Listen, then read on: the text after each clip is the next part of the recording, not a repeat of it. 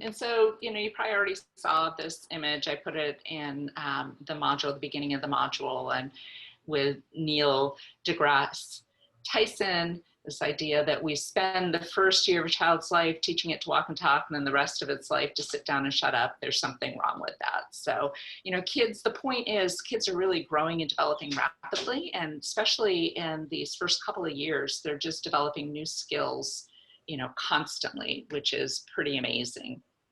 And just another little funny one here that I liked is toddler, a noun, an emotionally unstable pint-sized dictator with the uncanny ability to know exactly how far to push you towards utter insanity before reverting to a lovable creature. So just, I thought they were kind of fun, tongue-in-cheek with a lot of, actual application to the ages we're talking about. And I wanted to point out one thing I don't think I've talked about before, and this actually seems to be a little bit of a limitation in the digital book. I know some students are using the digital book, some students are using a print book. Either is fine. In general, it's the same information. It's just a matter of how it's best for you to access the information. But for those that have the print book, at the end of each age period, there are these summaries that are really nice that just talk about, kind of an overview of what was discussed in the chapter. And so I haven't been able to find it in the digital, so I'm going to put those into our modules because students who are paying and doing Rebel should have this information too. But just a great way to either for a preview before you start an age period or as a reminder after an age period to be able to look and see those. So we're going to talk specifically about what we're looking at, or kind of highlight what is looked at in each of these chapters. So chapter 4 is physical development in infancy and toddlerhood. We know that this is the second most rapid period of growth in the lifespan. Kids doubling, tripling, quadrupling their birth weight over the course of the first couple of years, adding 50%, 75% to their length. Certainly we don't see this kind of growth at any other point after the prenatal period. And along with that, kids are growing from the top down. So the brain is the organ closest to its final size at birth, and it continues to grow at a faster rate than the rest of the body. So that by 2 years of age, the mass of the brain, the bulk of the brain, is actually about 70% of its final adult size, which is just phenomenal because none of the rest of the kid is that much. So literally, kids spend time after these first couple of years growing into those giant heads that they've grown, right? And in terms of influences on early physical growth, we know it's nature and nurture. Our genes help dictate kind of our ultimate size, and then our experiences and health and nutrition, those kinds of things. And I did talk a little bit about physical development already, so I don't want to spend too much time here. Had a separate video about these learning capacities. That's really important information as you're watching the video and kind of picking out how they're using these inborn innate learning capacities to figure out how kids are learning about the world around them. Motor development, gross motor, fine motor. So gross motor, those big muscles and movements, fine motor, those smaller muscles and movements. And we'll talk a little bit more about that in just a minute when I show you my toy. Wait, gross? Perceptual development, the developing senses, this idea of depth perception, measuring how far something is in one's environment. And once kids start getting mobile, start moving around, then that's part of what cues in depth perception and helps depth perception to develop. Next chapter, chapter 5, is about cognitive development in infancy and toddlerhood. And starting with Piaget. Piaget is a stage theorist who has the 4 stages, which correspond with the 4 age periods of childhood. So the sensory motor period is the first of Piaget's stages that he talks about, literally for little kids in this, birth to 2 years of age. learning is a whole body experience. They use their limited senses and motor skills to interact with the world around them. And it's not until the very end of this age period, so kind of 18 months to 2 years, that they start using mental representations or being able to kind of hold on to memories and images of experiences and start using words. So really, it's all about using these sensory motor skills to learn about the world. Information processing, we're given information about kind of the brain and how information flows into and through the brain, so into the sensory registry. If it's something that's deemed as interesting and worthwhile, then into short-term memory, working memory, where we actively work with it. If we want to retain it, into long-term memory, pulling things out of long-term memory into working memory if we're using them to understand an experience. Vygotsky talks about the importance of culture and social interactions. He's all about older, more experienced people mentoring and helping to develop the skills of young kids. So we'll learn about zone of proximal development, and scaffolding. So a more experienced person kind of building and structuring experiences to build upon what a child can do on their own and help bring them along so that they continue to advance in their skills. Early mental development, there's some information about IQ.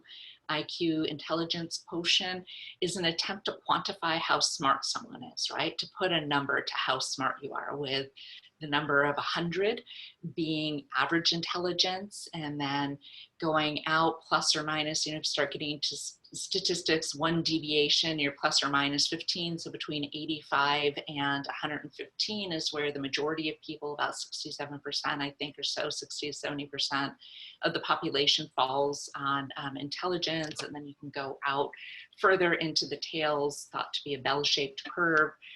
We learn that early measures of intelligence with infants and toddlerhoods tend not to be overly accurate or predictive of later intelligence unless they're catching kind of concerns. So if a child's measuring really low, that's an indication that there might be a bigger problem, and points out that it's important to do further testing. So not just some, you know, simple IQ tests, but to do further testing to see if there are problems. The earlier we can catch something and provide some intervention and some supports, the better a child's going to do in the long run. So, and we'll talk more about IQ and how we measure IQ in later chapters. After we get past the infancy toddlerhood period, we'll start to see that we can use language in particular to assess intelligence. That's one of the limitations with really little kids. You can't just ask them a question and have them respond to you, right, with their words, because they don't have words yet. So they actually use a lot of other things to try and figure that out.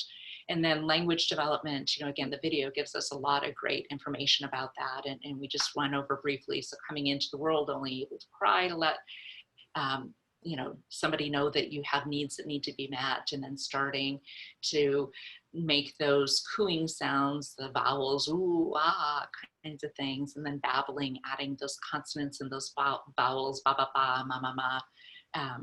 You know, it's kind of funny because it's not coincidental that almost every language around the world, there's something very similar to mama and dada for mom and dad. And that's because those are the early sounds that babies naturally make. And so we as a society have attached particular significance to those. And then kids come to identify those and connect those to those important adults in their lives. So a lot of interesting stuff about language development.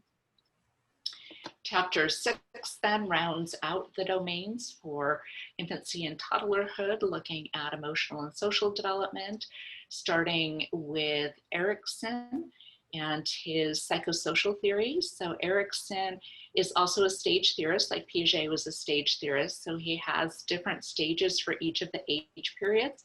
he actually has two stages that fall into this period of infancy and toddlerhood. So basic trust versus mistrust in the first year, as the kid is trying to figure out whether the world is a trusting place where their needs will be met.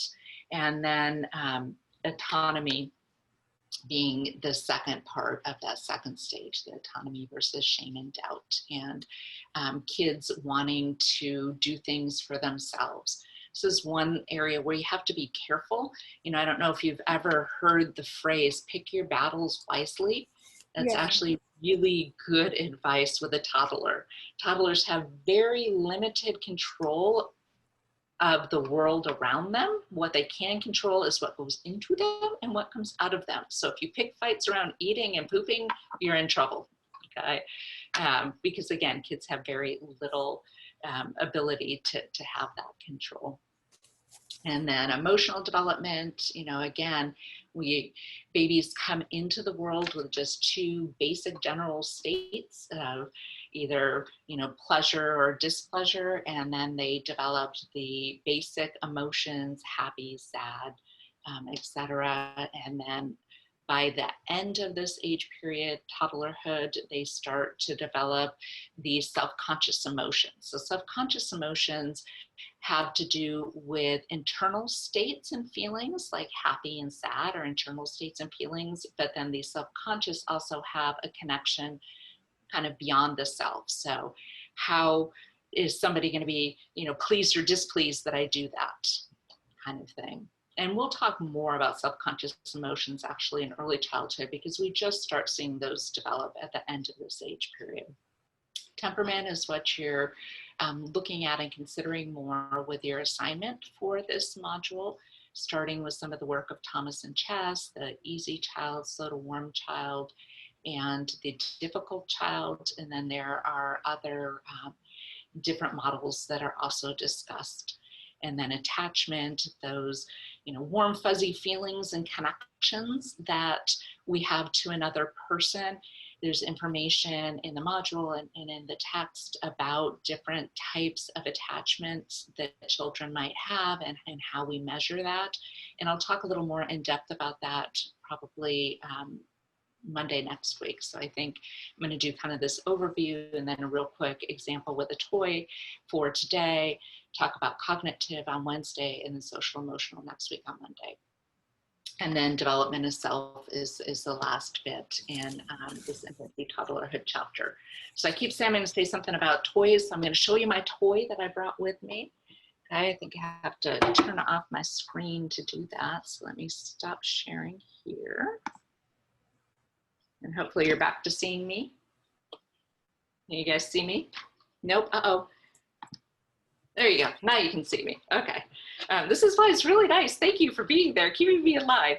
So I've seen a toy something like this in the past, right? It's got the different shape sorters, and then within it, this is actually an old version. It's from when my kids were little. Oops, that's green, you can't see that. And that was funny, the green got lost to the green screen. So there's a green, a red, and a blue, so the primary colors. When we look at the different shapes and colors, this toy, if you look, like I said, this is an old one. I don't have the box anymore. I still have the toy, but I don't have the box. But when you look at something similar online, they say 6 months to 3 years is the recommended age period, which seems pretty good. What's nice, if you look at these, they're easy to grab, right? Even a kid with just that palmar grasp would be able to get a hold of it, something really safe and no small parts for a child to choke on. When they get a more refined grip, they can use that pincer grip to grab onto it a little bit better. When does grasp take place? What age? I'm sorry, what? What age is grasp? Like, so they start to swipe at things a couple months. So we have that pre-grasp, and then we move into that palmar grasp, and then into that pincer grasp. Yeah, and so over the course of the first year, they're refining those movements, those grasps. Yeah. So initially, you know, some of the things I ask about on this particular discussion, find a toy and then evaluate it. I think this is a great toy. A very young child will use it without the top, so they can just put things into the big bucket, right? Or my kids, when they were little, like to pour things out of the big bucket, get more things out than in the bucket. So Great you for want us the, to find a toy online and talk uh-huh, about it? yeah, Okay. exactly. Yep. Can What if go to store, you I have can a just go toy? online. Yep, any toy you can find. I And have then a think toy from about, when I was a kid. pardon me? I have a toy from when I was a kid. It's a stuffed animal cat. Uh-huh. Okay. Yep, that could work. That could certainly work. Stuffed animals, as long as there aren't any small parts. So one of the things is thinking about the age period. If there's one on the box that's recommended, does that seem I reasonable? had it when I was 2 and 3. Yeah, Or and then if 3. there's not, what age do you think would be safe? And so certainly stuffed animals, as long, one thing you want to make sure is that there's no small parts that could come off. The eyes and the That would be nose. a safety concern. Yeah. And then think about the 3 different domains and how the particular toy might help facilitate learning in that area. So, we just talked about a lot of the gross motor, kind of picking up, pouring fine motor, the grasping with this. We think about Mhm. cognitive, there are the different shaped, and when the kid's a little bit older and they're ready for some of that, I had this smushed in there, eye-hand coordination, matching the shapes, right? So there's some great problem solving, some cognitive going on. The colors are great. They're very, with the primary colors, kids are going to be able to see them early. It's some, not probably at, by 2 years of age, but since this is saying that they're recommending up to 3, a 3-year-old probably would know what red is. So you could say, get me the red cubes, get me the red pieces. And so you could interact in that way with some of the cognitive. Social emotional, just really you could play, the kids can play alone, they can play with an adult. The toy can expand up, it can expand down. We're looking, hopefully it's not going to cause too much frustration. I wouldn't give a 6-month-old a toy with a top and expect them to put it in. That's going to cause frustration. That's part of that emotional development. They're just physically not ready to do that. So if we're trying to push that skill too early, but like we said, if we have the top off, then even a very young child can play with the toy, put things in and out and move them around. So that's just what I'm going for with that particular discussion. So the to talk video, you're looking very specifically at that video and thinking about content in the chapter and how that's highlighted in the video. The second discussion about the toy, you're finding a toy and then you're evaluating that toy, thinking about different areas of development in this age period with a toy that was designed for that age. So hopefully that makes sense. Any more questions or? Yeah. I do have a question. So in the chapter, it had talked about like sensory overload and how that could be really negative for kids. And so just thinking about that, like, what constitutes sensory overload and like, how do you determine that for each age? I guess when you're thinking about toys or, like it was saying something about DVDs, but yeah, I'm not sure. Yeah, no, that's a great question.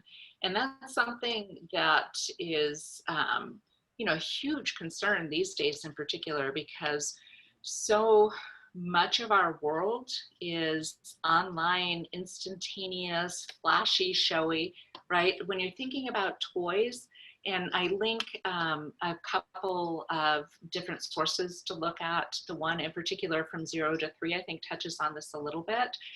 It's recommended that toys not have a lot of electronic components, especially for very little kids. First of all, it can interfere with some of that early cognitive learning of cause and effect if things, especially if it's like automatically making noises. And it can definitely lead to sensory overload if it's constantly making noise or, the child can't control how it's making the noise. With really little kids too, one thing we have to be careful of, either of you ladies ever just like need to mentally check out sometimes? I know, Yeah. I just want to go somewhere where it's quiet and nobody's bothering me.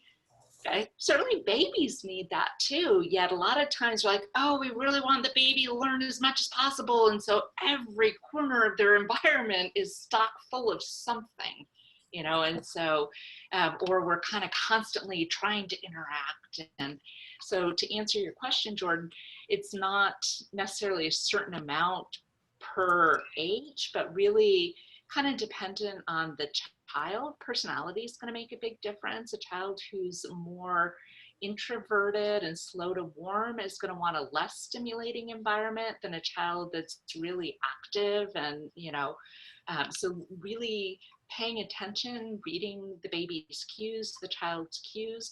When they're turning away, when you're trying to interact, they're telling you, hey, I need a chill moment, back off.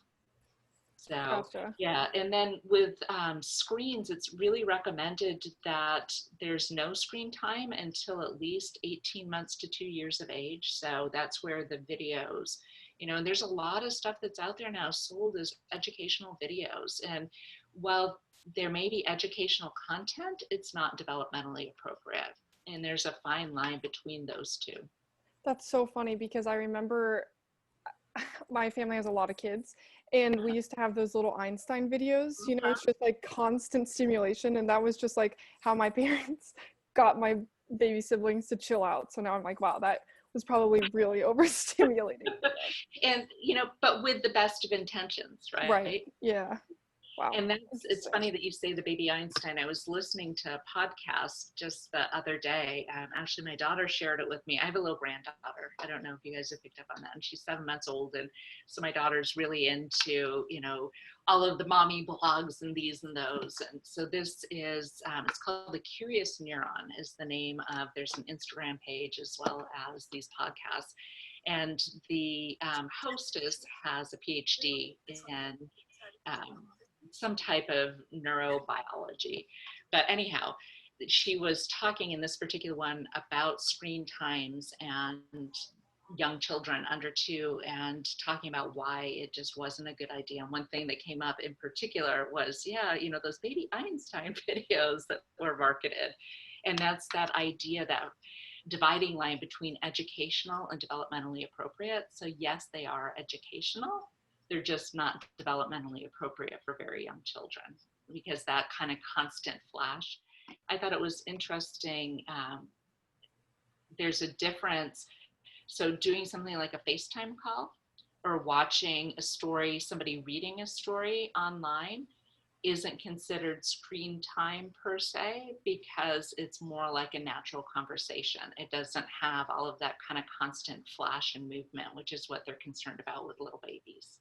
Gotcha. So it's more of, there's no like back and forth interaction. It's more of just the constant stimulation. Right. There's no back and forth, and there's just a much quicker pace with things kind of constantly shifting and changing. Okay. Yeah. That makes sense. Interesting. Well, thank you for explaining that. Yeah. Anything else? Otherwise, it looks like we're done. Awesome. Well, thank you. Thank you. Thanks, ladies. And